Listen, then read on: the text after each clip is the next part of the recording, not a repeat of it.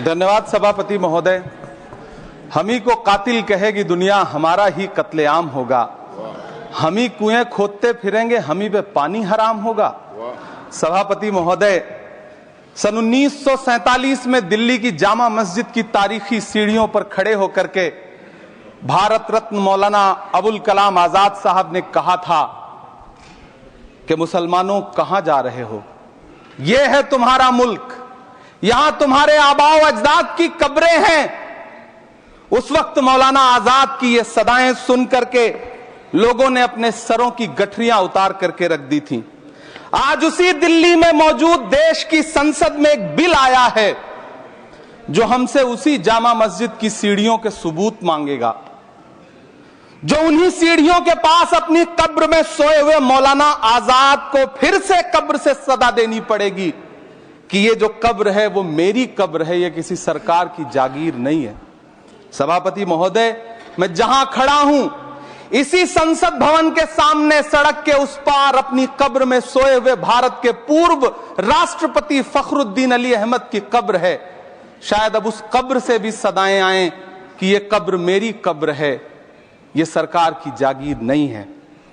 सभापति महोदय, मैं वक्फ कानूनों में किए जा रहे संविधान विरोधी बदलावों के खिलाफ बोलने के लिए खड़ा हुआ हूं। संविधान का आर्टिकल 14 हो, 29 हो, 30 हो, चीख चीख कर कहता है कि देश में सब बराबर के हकदार हैं। आर्टिकल 26 कहता है कि सबको अपने अपने मजहबी कामों के लिए मंदिर, मस्जिद, गिरजाघर, गुरुद्वारों का निर्माण करने का हक है और उसका रखरखाव का भी हक है। लेकिन डॉक्टर बाबा साहब अंबेडकर के संविधान को हर दिन कुचलने वाली ये सरकार देश के मुसलमानों से नफरत में इतनी अंधी हो गई है कि खुलेआम देश की संसद में देश सरकार के माइनॉरिटी मिनिस्टर साहब और होम मिनिस्टर साहब झूठ बोलते हैं और देश को गुमराह करते हैं। झूठ शब्द असत्य बोलते हैं। सरकार ने इस बिल का नाम उम्मीद रखा है। मंत्री जी कल से इसे देश के मुसलमानों के लिए नई उम्मीद बता रहे हैं। नहीं मंत्री जी, न तो ये बिल मुसलमानों के लिए नई उम्मीद है और न ही उम्मीद की नई किरण। सभापति महोदय, भाजपा ने पूरे देश में वक्फ के नाम पर कई सारे झूठ फैलाए हैं। आइए आज उनकी सच्चाई पर बात करते हैं। वक्फ ट्रिब्यूनल को ऐसे बताया जाता है जैसे वक्फ ट्रिब्यूनल कोई मजहबी खाप पंचायत हो। सभापति महोदय, जबकि सच्चाई यह है कि वक्फ ट्रिब्यूनल भी तो सरकारी न्यायिक विभाग है जिसमें सरकार द्वारा नियुक्त जज होते हैं, जिसमें प्रशासनिक अधिकारी होते हैं, कहीं ऊपर से थोड़ी आ गए। सभापति महोदय, देश के गृह मंत्री जी ने इसी सदन में कहा कि वक्फ ट्रिब्यूनल के फैसले के खिलाफ कोई कोर्ट नहीं जा सकता, जबकि सच यह है कि वक्फ एक्ट 1995 की धारा 83(9) के तहत हाई कोर्ट वक्फ ट्रिब्यूनल के फैसले की न सिर्फ समीक्षा कर सकता है बल्कि उसे बदल भी सकता है। सच तो यह है कि वक्फ बोर्ड खुद अपनी जमीनों के लिए कई सारी कोर्ट में मुकदमे लड़ रहा है। सभापति महोदय, दिल्ली की जिन 123 संपत्तियों को लेकर कल माइनॉरिटी मिनिस्टर, होम मिनिस्टर साहब और अभी आदरणीय नेता सदन बात कर रहे थे, आइए उनकी सच्चाइयों पे भी बात करते हैं। 1911 में जब अंग्रेजी हुकूमत ने कोलकाता के बजाय दिल्ली को राजधानी बनाने का फैसला किया तो रायसीना हिल्स के चारों तरफ जो मुसलमानों की ढेर सारी जमीनें थी उनको एक्वायर किया गया और लुटियन को इसकी तामीर की जिम्मेदारी सौंपी गई। सेंट्रल विस्टा की तरह लुटियन जोन का मेगा प्लान तैयार हुआ, लेकिन उस वक्त के मुसलमानों ने उस वक्त की अंग्रेजी हुकूमत से अपनी इबादत गाहों को बचाने के लिए लड़ाई लड़ी। मामला ब्रिटिश गवर्नमेंट तक पहुंचा। तब यह तय हुआ कि वो जो धार्मिक स्थल हैं उन्हें जस का तस रहने दिया जाएगा। इंडिया गेट के बगल वाली मस्जिद हो, जाप्तागंज, सुनहरी बाग मस्जिद हो, पार्लियामेंट रोड वाली मस्जिद हो, ऐसी 123 संपत्तियों के मैनेजमेंट के लिए 1913 में मुसलमान वक्फ वैलिडेशन एक्ट बना और उसके बाद एक नया शहर बसाया गया जिसे लुटियंस जोन का नाम दिया गया। फिर 1943-45 के बीच एक और समझौता हुआ। आजादी से पहले उसके तहत काफी सारी वक्फ जायदादों को सुन्नी मजलिस औकाफ बनाकर उसके अंडर किया गया ताकि उसकी देखरेख की जा सके। गृह मंत्री जी 2 दिन से सदन में जो बात कह रहे हैं वो दरअसल 123 संपत्तियां उसी सुन्नी मजलिस औकाफ के तहत आती है। सभापति महोदय, आजाद भारत आजाद हुआ। आजादी के बाद भारत में 1954 में वक्फ एक्ट लागू हुआ, जिसकी धारा 9 के तहत 1964 में केंद्रीय वक्फ काउंसिल का गठन हुआ। दिल्ली की वही 123 प्रॉपर्टीज को 1970 में सर्वे गजट करके गजट नोटिफाई किया गया। इसके निपटारे के लिए पूर्व प्रधानमंत्री इंदिरा जी के द्वारा 1974 में एक बर्नी कमेटी बनाई गई। बर्नी कमेटी ने 1976 में इन 123 संपत्तियों को दिल्ली वक्फ बोर्ड की संपत्ति होने की रिपोर्ट सौंपी। उस रिपोर्ट के आधार पर 1984 में कांग्रेस सरकार ने उन 123 प्रॉपर्टीज को दिल्ली वक्फ बोर्ड को सौंपने का फैसला किया, जिसके खिलाफ विश्व हिंदू परिषद कोर्ट गई। मामला 2011 तक पेंडिंग रहा। फिर 2011 में कोर्ट ने सरकार को आदेशित किया कि इसका निपटारा करो। तब 2013 में तत्कालीन यूपीए सरकार ने दिल्ली की उन्हीं 123 जायदादों को बर्नी कमेटी की सिफारिशों के मुताबिक वक्फ बोर्ड के हवाले किया। यही वो प्रॉपर्टीज हैं जिनके नाम से गृहमंत्री जी कल से कांग्रेस को कोस रहे हैं। फिर आई 2014 में भाजपा की सरकार, जो तब से इन जमीनों को हड़पने की साजिश कर रही है।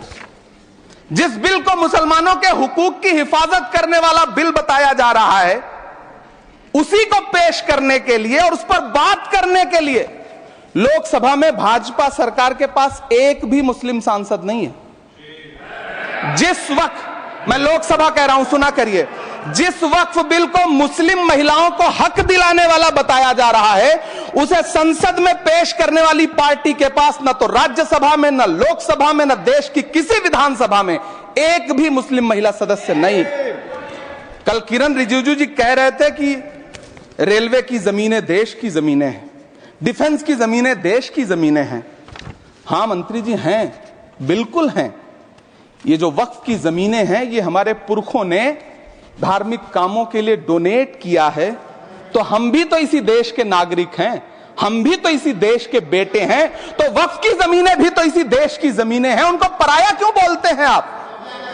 सभापति महोदय, अशफाकुल्लाह खान जब फैजाबाद की जेल में फांसी के फंदे पर झूल रहे थे, तो इसी देश की जमीन के लिए झूल रहे थे ना।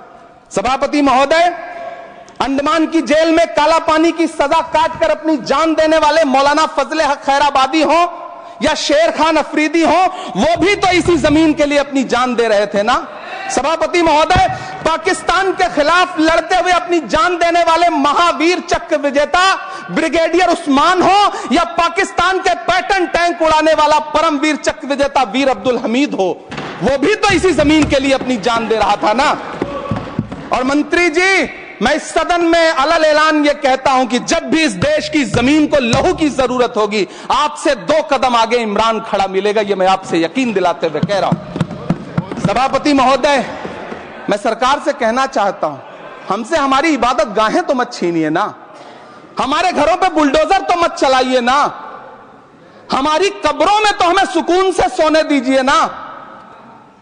सभापति महोदय, माइनॉरिटी मिनिस्ट्री का बजट कट करके, मुस्लिम बच्चों की स्कॉलरशिप बंद करके अब सरकार कह रही है कि हम वक्फ की आमदनी से गरीब मुसलमानों का भला करेंगे।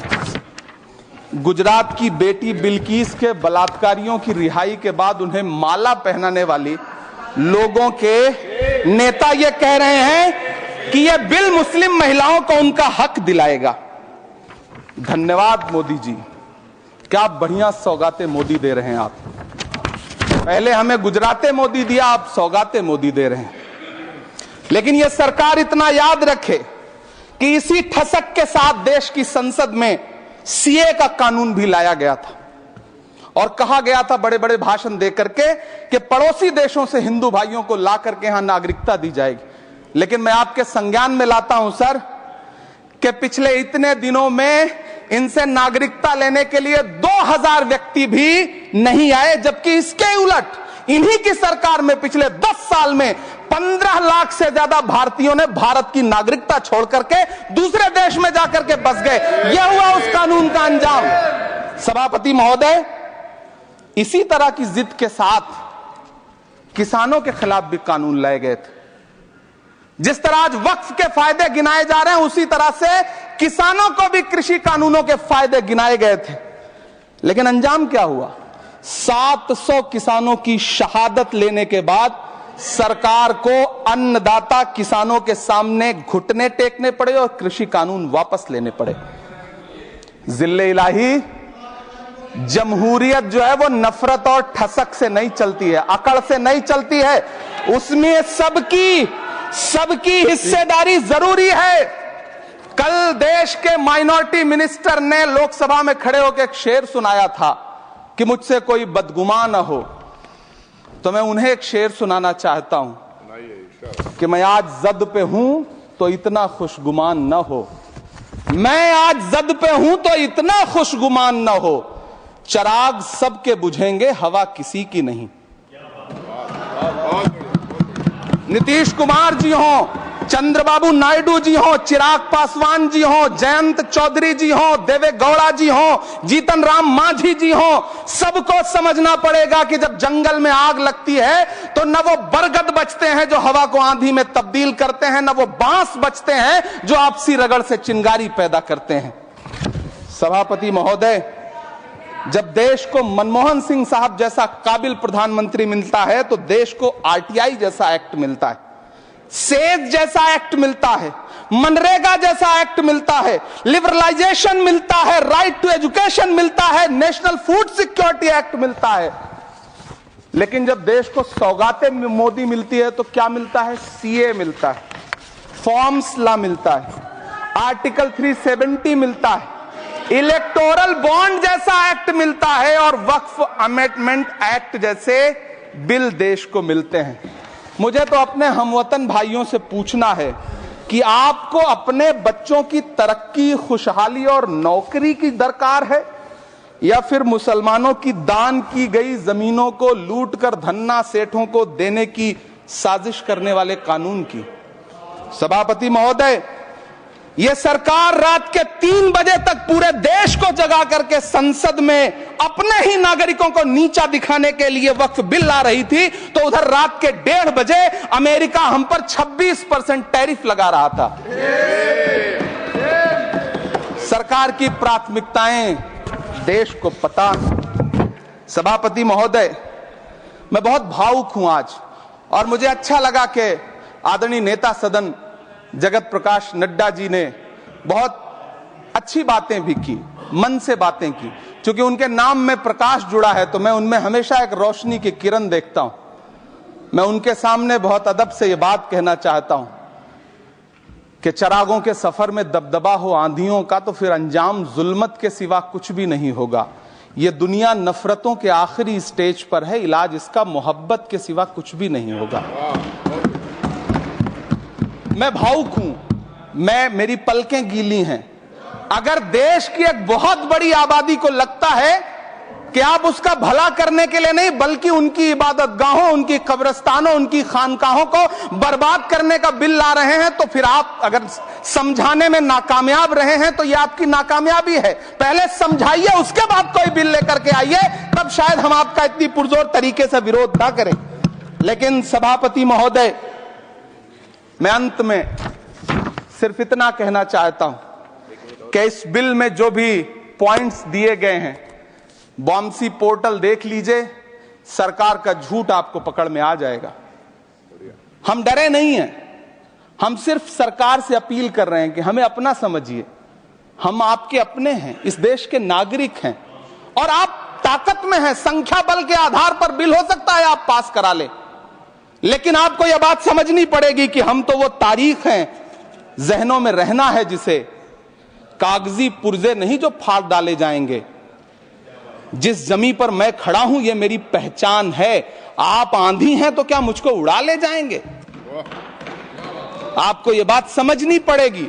आपको अगर इतना विपक्ष की तरफ से पहले जेपीसी में इतने सारे पॉइंट्स आए और उसके बाद कल से लोकसभा में और राज्यसभा में सुझाव आप सुनने को तैयार नहीं है, लोगों की शंका को दूर करने के बारे में आप बिल्कुल सोच नहीं रहे, बस आप कह रहे हैं यह बिल उम्मीद की नई किरण है। नहीं साहब, इसे भले किरण जी लेके आए हैं, लेकिन ये उम्मीद की नहीं बल्कि नाउम्मीदी की किरण है। और इस देश की एक बहुत बड़ी आबादी इस बात से खदशे में है, शक में है कि आप सीधे उनकी जमीनों को लूट करके धन्ना सेठों को बेचना चाहते हैं। मेरी अब भी आपसे अपील है कि इस बिल को वापस लीजिए। यह बिल कहीं से आपके अपने नागरिकों के लिए अच्छा नहीं है। यह बिल सिर्फ इस देश के मुसलमानों को नीचा दिखाने का और अपने एक ऐसे मतदाता वर्ग को खुश करने का बिल है जिनको इस बिल के पास हो जाने से कुछ मिलेगा भी नहीं, लेकिन आप एक नैरेटिव देना चाहते हैं, एक मैसेज देना चाहते हैं।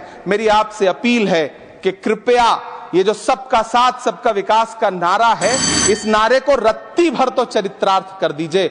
बहुत बहुत धन्यवाद।